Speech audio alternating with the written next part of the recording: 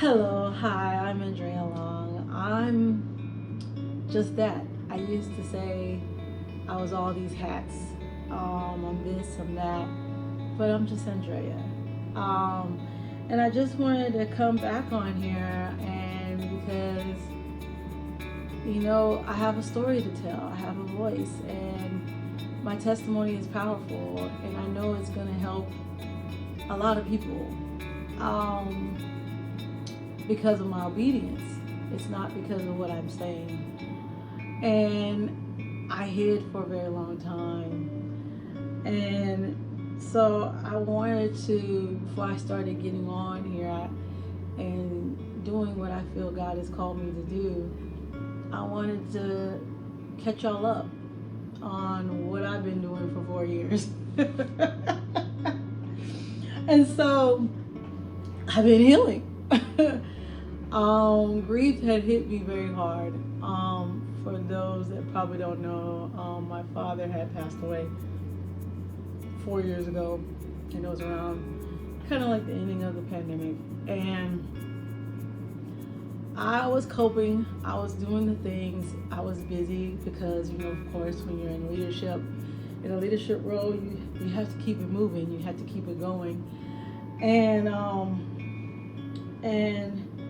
eventually it took a toll on me in some way, and I seek help, and I really got the help that I needed to get. In losing someone, grief can be a lot of emotions, a lot of moments. At one moment you have this profound peace, in another moment you're angry, you're upset, in another moment you don't want to do anything. It's like a yo-yo effect that just happens, and it's uncontrollable. You don't know when it's going to come or when it's going to subside. And for me, being that I was a public image at some point, I was a leader, people were relying on me, it was becoming evident, very evident, to the point that I had to let some things go. And so me losing my father became a domino effect that I wound up losing a lot of other things in the process. And I had to understand that I had no more control. I couldn't control how this was affecting me. So this healing process was a very long one for me. Very, very long. It didn't happen overnight. For some, it can not be that long. And this cannot always, with grief, people can grieve over a person, people can grieve over a loss of a job, people can grieve over a friendship or relationship. Grief is grief. Grief is grief. And I didn't know how to start. Like, where do I start? Like, how do I tell this story? And I could only do it the way I know how to do it. And so I wanted to share 3 things that I've learned during this process. And that's just me. I'm going to, like, what did I learn through this process? And hopefully this will help others, that might be grieving. And I'm just going to share 3, and I'm going to kind of be vulnerable in some areas on what I did in those 3 and why it's something I've learned. And so let's dive into those 3. So number 1 was know the difference. I realized grieving versus mourning was different. I thought they were the same, but they're not. Grieving is, a lot of people will try to put them as the same thing, like, oh, I'm mourning, and they're like, oh, she's grieving, but it's not. They're totally different. And grieving is more internal. It's something you don't see. It's an internal feeling, and because of that loss, there's a lot of things happening inside, and this emotional response, feeling is kind of like what I was telling you. You'd be feeling sad at one point, you'd be feeling angry at another, confused, longing for something. It just comes in different waves for different people, right? And depending on how it comes, that's you grieving, okay? And for me, grieving for me became confusing. I had so much confusion that was going around me that it was affecting my identity. I didn't know who I was. Like, I didn't know. Like, when my father passed, I didn't know my footing. I didn't know where I fit. And that was very scary for me because I'm a type of person that's very confident, in my walk with Christ, very confident in, what I do on a day-to-day basis, till all of a sudden I was just so confused. And I didn't know my footing. And so that grieving period affected me because my confidence was dwindling. I didn't know what to do. And so that's what that emotions was coming more in the front. More than anger, more than sadness, it was I didn't know what to do. I couldn't even function in all the roles I played in. I couldn't function as a wife. I couldn't function as a mother. I couldn't function as a daughter. I couldn't function in a lot of areas that I was holding on to or that I had responsibility in. And so confusion was a real key role for me, and I had to reestablish and go to my father for him to fortify what my identity was in. And so grief is, again, it's an internal thing that happens for some people if they lose their job or they retire, and that identity that you've been doing for all those years can cause grief because you don't know what your next thing is, okay? So for some person that might lost a job or they might have an illness or something, grief can creep up.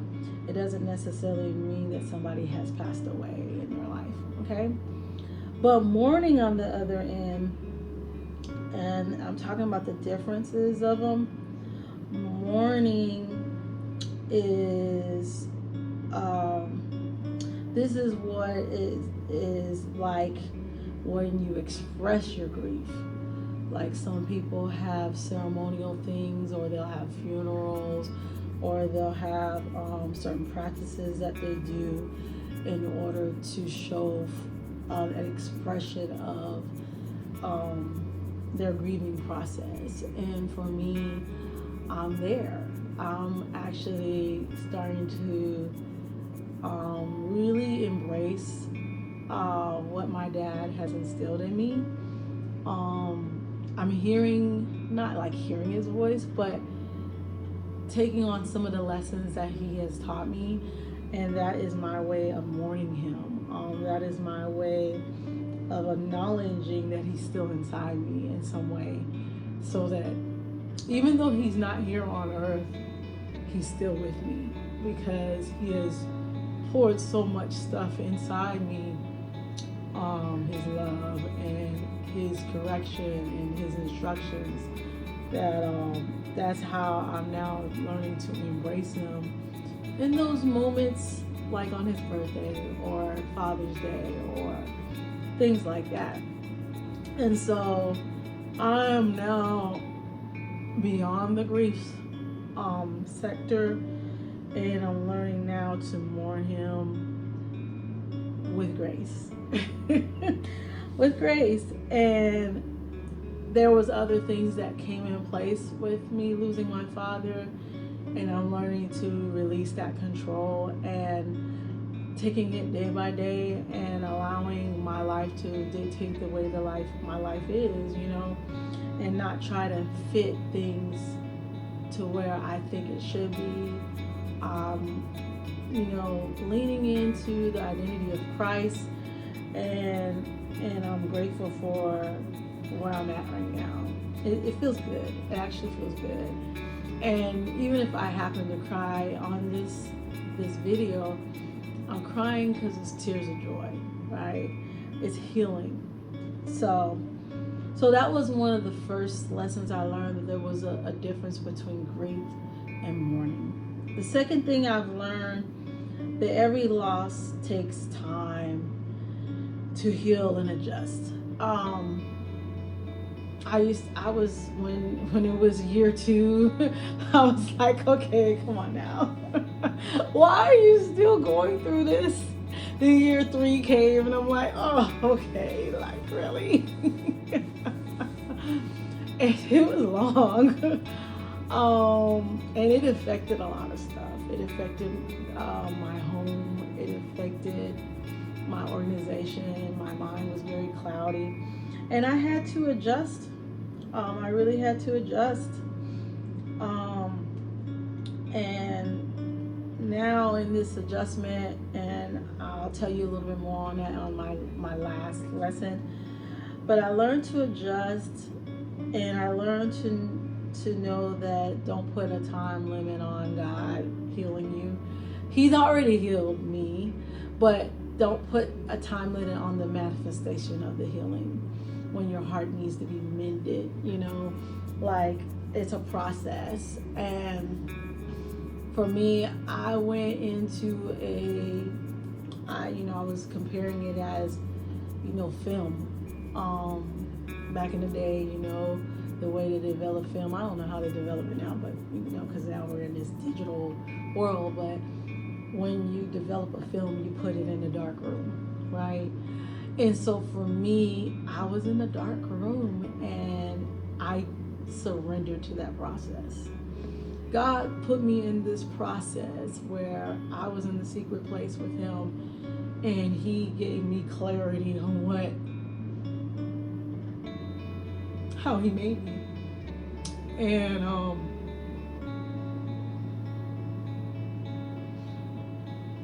His love is so beautiful.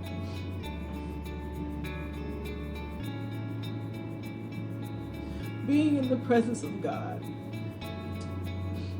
is such a beautiful thing. And He showed me who I truly was.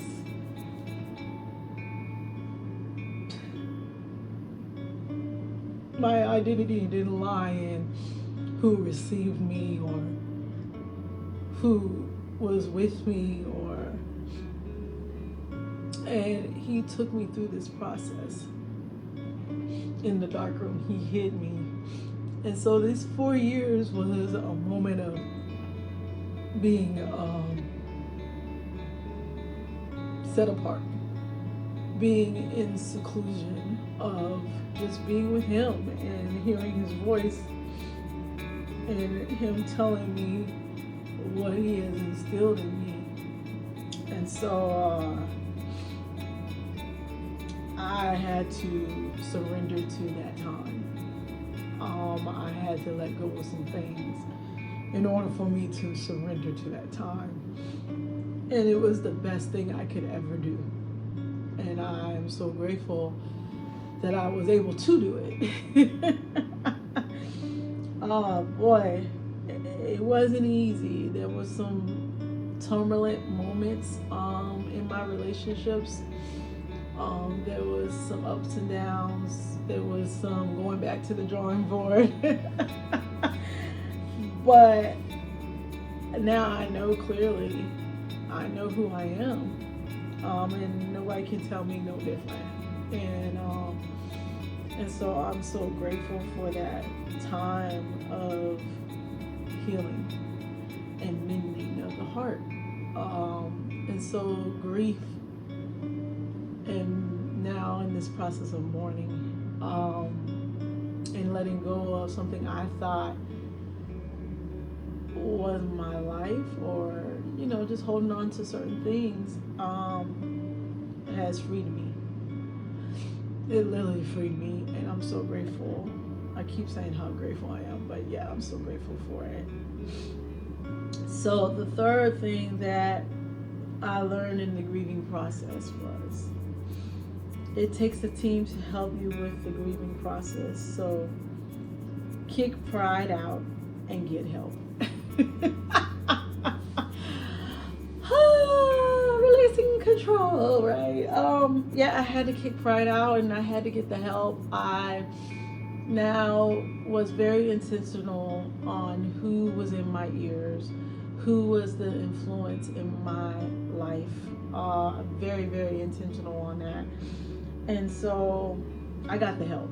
And being that I am, and I'm not doing this as a disclaimer, but I am a certified coach and also a licensed ordained minister. So people usually come to me and ask me for questions or seeking help and seeking those things. So it was very moment of pride that I had to release.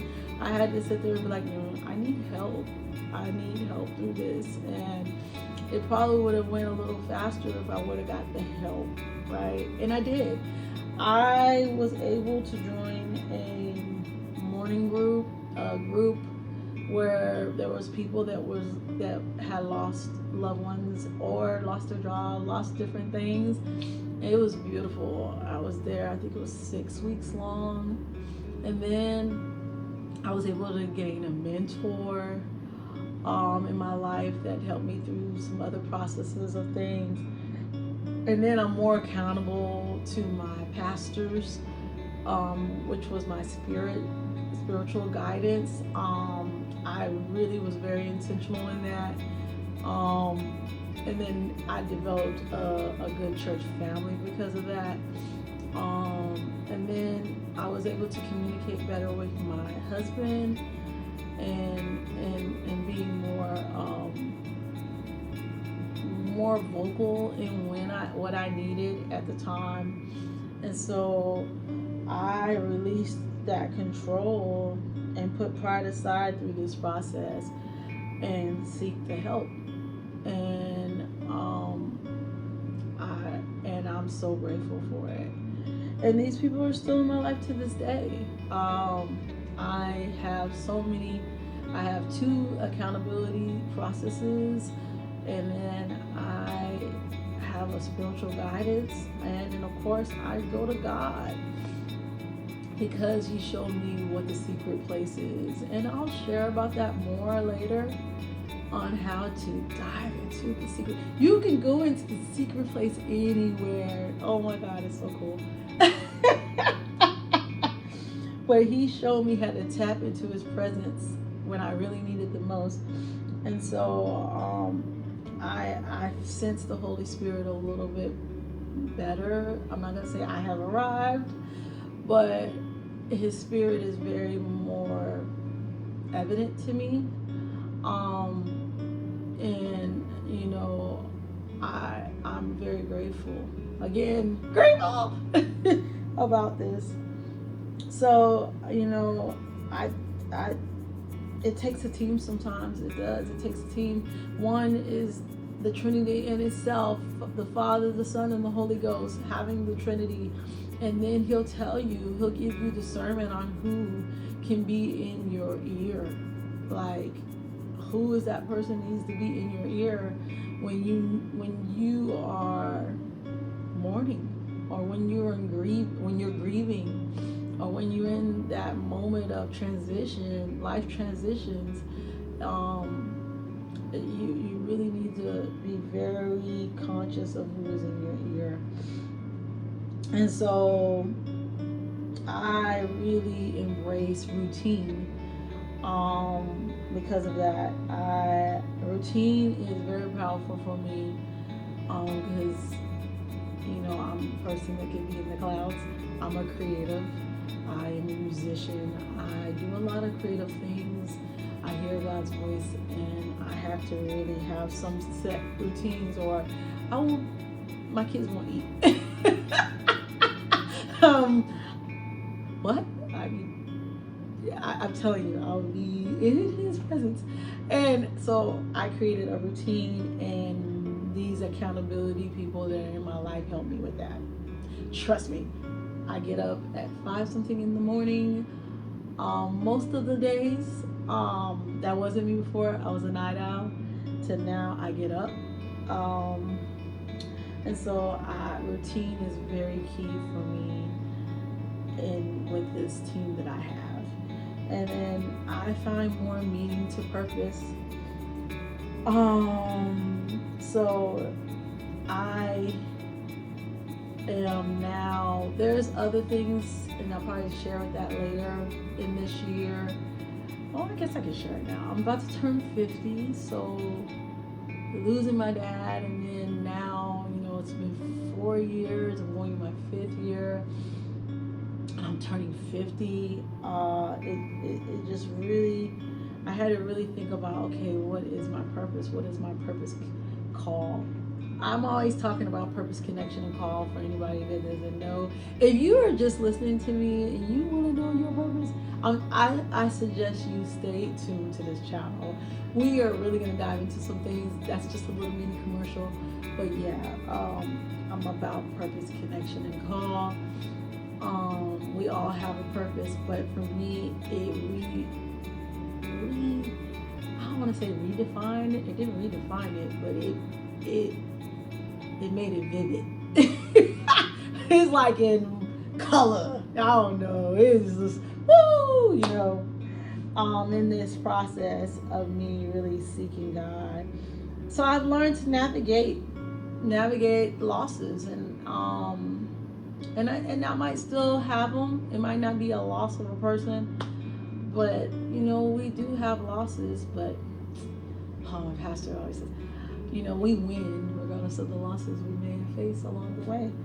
And so, and that's something that my mindset shift has helped me in being healed and renewed. Taking on what Jesus has done. He's done it. And waiting on that manifestation to come forth was very key to me to now come back now. And so that's my story. That is my story. And I'm going to stick with it. So I've been off and about trying to navigate some new things. And I haven't been the better since that. So we're going to be doing some new things on this channel. I'm not trying to do the whole this, I'm that, and all that. I am just Andrea. Will the real Andrea come forth? So you're going to probably see some behind the scenes of things that I do. There's going to be some music coming forth because I do play. And it's more on a prophetic kind of calling that's on my life. And so, I don't know. I'm still telling you. I do have some teachings that are going to come forth, and I'm really excited what God's going to do. I'm not really going to say all the things, but you will see it, I guess. You will see it. So if you want to see what's going on with my life and what God is doing, and it's only Him that's going to get the glory, I'm going to glorify the Lord. Whew. And I'm living fire by night, cloud by day. Fire by night, cloud by day. And we'll see what comes. It might be a live at 2 a.m. If He wakes me up and tells me to jump on, I will do so. He tells me to sing a song or have a song, and you might see me on there with my keyboard. I don't know. Whatever God takes me, leads me. If I'm in Africa, if I'm in Korea, if I'm, we don't know. But I'm excited. I'm truly excited. So that's all I had. Until next time, have purpose and stay strong. I love you guys.